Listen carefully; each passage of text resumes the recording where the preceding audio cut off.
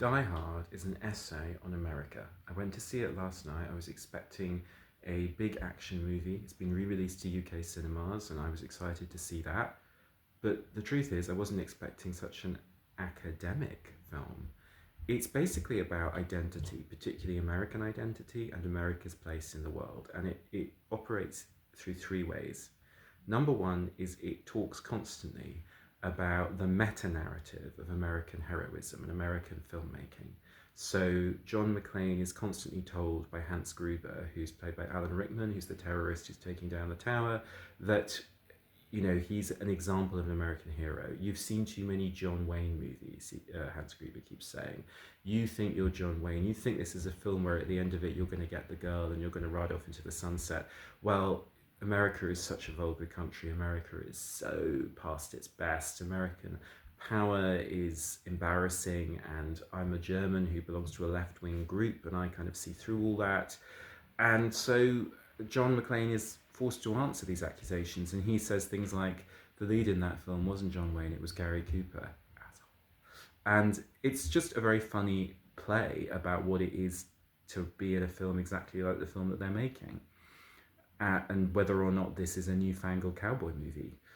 And because John McClane does see himself in that light, he can carry off the hero role. But right from the start, there's a certain element of jokey irony about it. Like when we first see him, he's like the ultimate kind of tough guy, and even the air hostess kind of throws herself at him or makes eyes at him on the plane. You sort of think this is a bit ridiculous.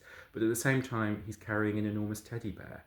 So it's this kind of doubleness right from the start of like the hero who also needs to learn about vulnerability or childishness. In fact, I kept thinking that the hero in this film and the hero in Home Alone aren't that different.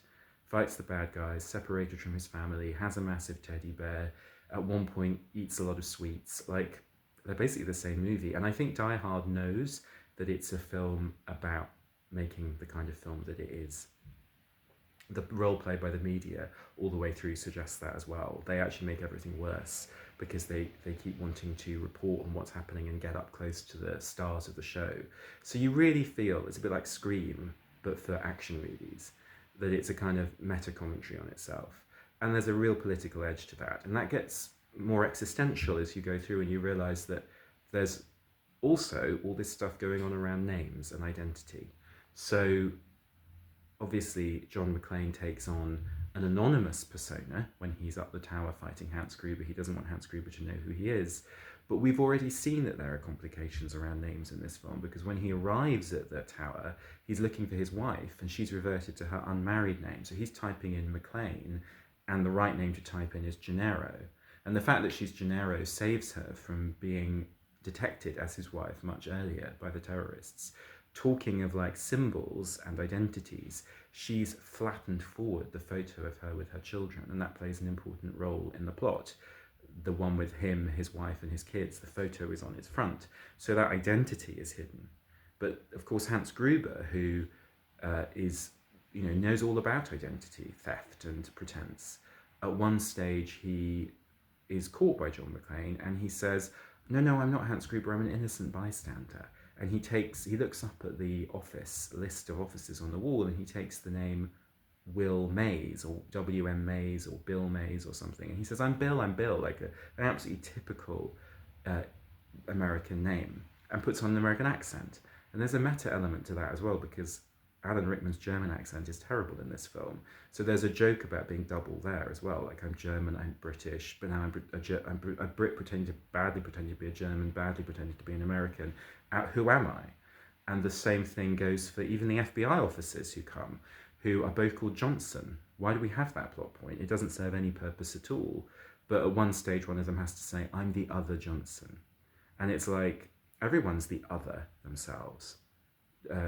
John McClane becomes Roy on the phone, pretends to be a different hero named Roy from an American movie. Hans Gruber becomes Bill Mays. Gennaro becomes McClane for Holly. It's like everything is double, and the whole thing is a sort of comedy of errors where the central character keeps getting mistaken for his opposite. So even the FBI, who are completely useless in this film, think he's a terrorist at one point. And they have an expert on terrorism appear on the screen and talk about his book, which is called something like hostage, terrorist, terrorist, hostage, the mirror mechanism, or words to that effect. So you're reminded that everybody is a mirror of everybody else, or everybody's doubled in this film. And that kind of extends to the identity of the film itself, because it's like, sure, it's a Christmas movie, but it's a Christmas movie that's not a Christmas movie because it's too meta about it. Everyone keeps mentioning Christmas. Like, they're sort of talking about, at one stage, the central character has to write ho ho ho in blood across the t-shirt of one of the terrorists he's killed. It's like the whole film is a joke about the semiotics of Christmas, the words we use for Christmas. Somebody's written Merry Christmas on the wall, but it's cut off halfway through, so it just reads Merry Chris.